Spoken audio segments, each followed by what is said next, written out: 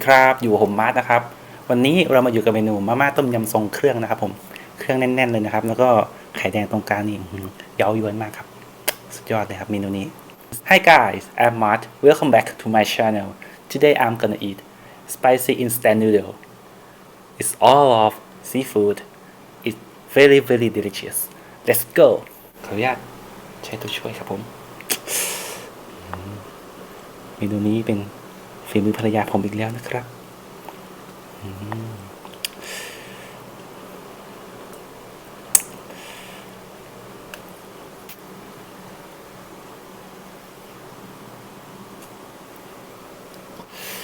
น่าทานมากเพื่อนๆเครื่องแน่นๆเลยนะ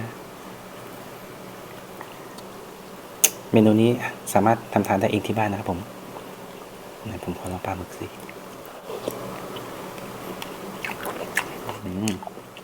อันนี้เป็นมาม่ารสต้มยำกุ้งนะครับผมเข้ากับซีฟู้ดมาก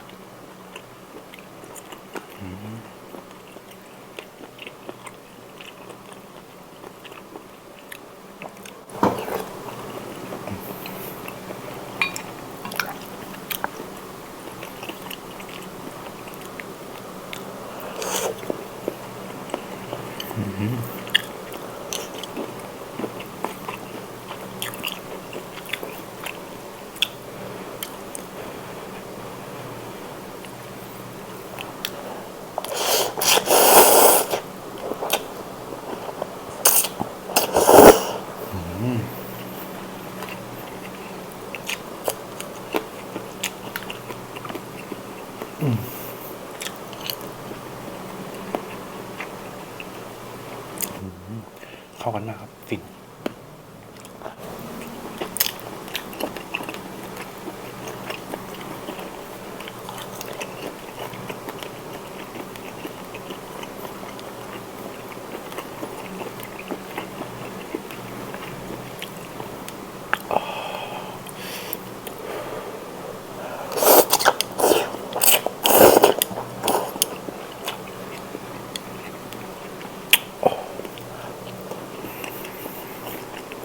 เพื่อนๆครับมาลองไข่แดง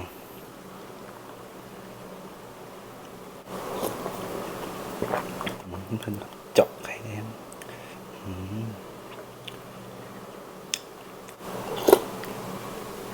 โอ้หวาน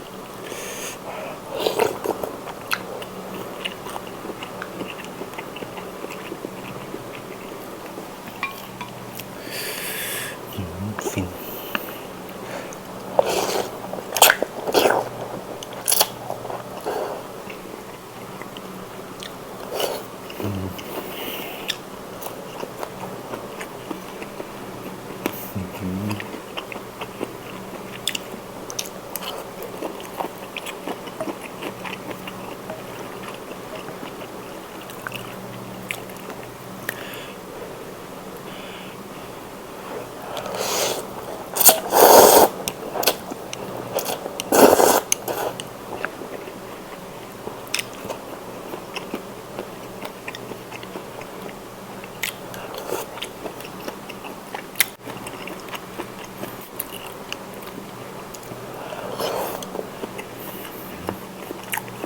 เพื่อนดูหนวดหมึกน่าทานมากครับ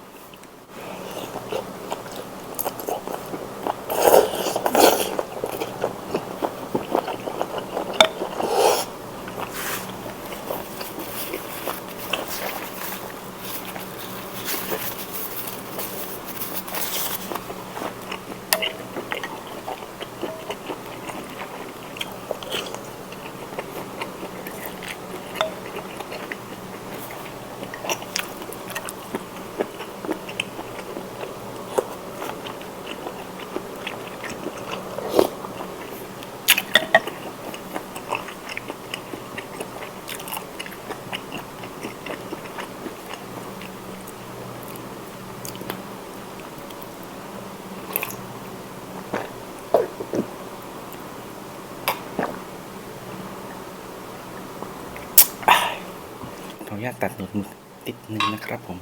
มันทานยากไปหน่อย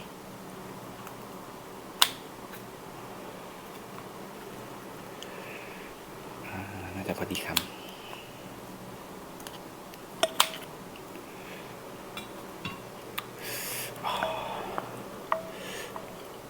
ฟินมากเลยเพื่อนๆมาครับต้มมาม่าแล้วมาทานกับผม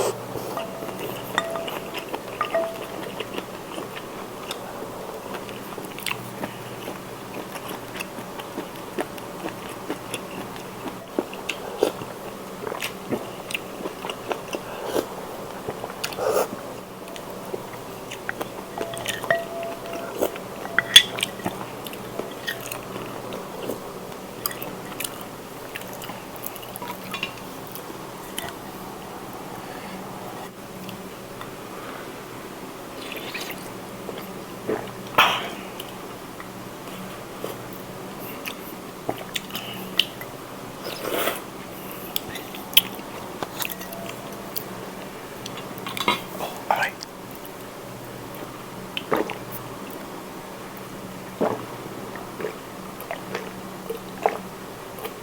ครับผมหมดกันไปแล้วนะครับกับเมนูมาม่าต้มยำทรงเครื่องนะครับผมฟินมากๆเลยครับหนูไม่ฟินอ่ะมาดูกันต่อนะครับผมว่าคลิปหน้าผมจะทานอะไรให้เพื่อนรับชมนะครับผม That's it for today Thanks for watching and sharing my video หลาน say hi bye bye bye เร็วอัพพลังแรงอัพ